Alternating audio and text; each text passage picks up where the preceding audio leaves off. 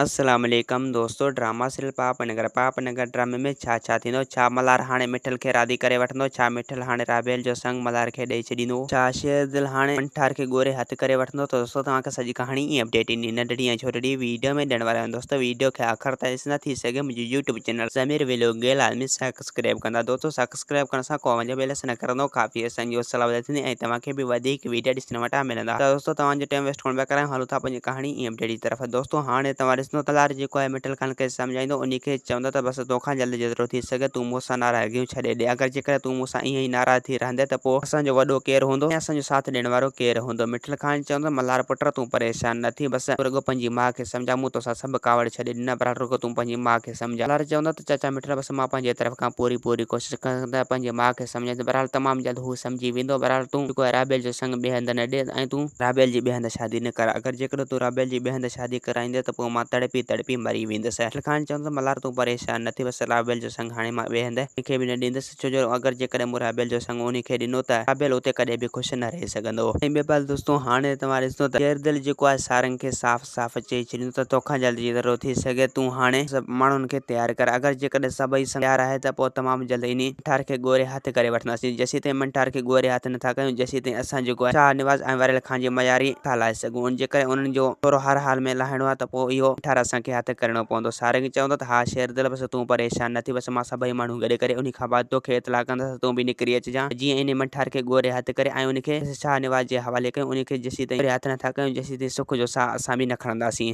पर दोस्तों हाणे तव्हां ॾिसंदो त वरेल खान जेको आहे रेस बालाजी खान सां फोन ते ॻाल्हाईंदो। रेस बालाजी खान खे चवंदो त हाणे तमामु जल्द तुंहिंजो वक़्तु बि अचण वारो आहे त तूं तड़पी मरी वेंदे। रेस बालाजी खान चवंदो त वरेल खान तोखे मोकल आहे, तूं मूंखे मारे छॾ। वरेल खान चवंदो त तोखां हाणे सभु हिसाब किताब पूरा कंदासीं, तुंहिंजो वारो अची चुको आहे। दोस्तों उम्मीद आहे कहाणी आई खे पसंदि असांखे ॾींदा हाणे चाहे त वरी तव्हां सां मिलंदासीं कि नई वीडियो में। जेसीं ताईं पंहिंजो ख़्यालु रखना। खुदा हाफ़िज़।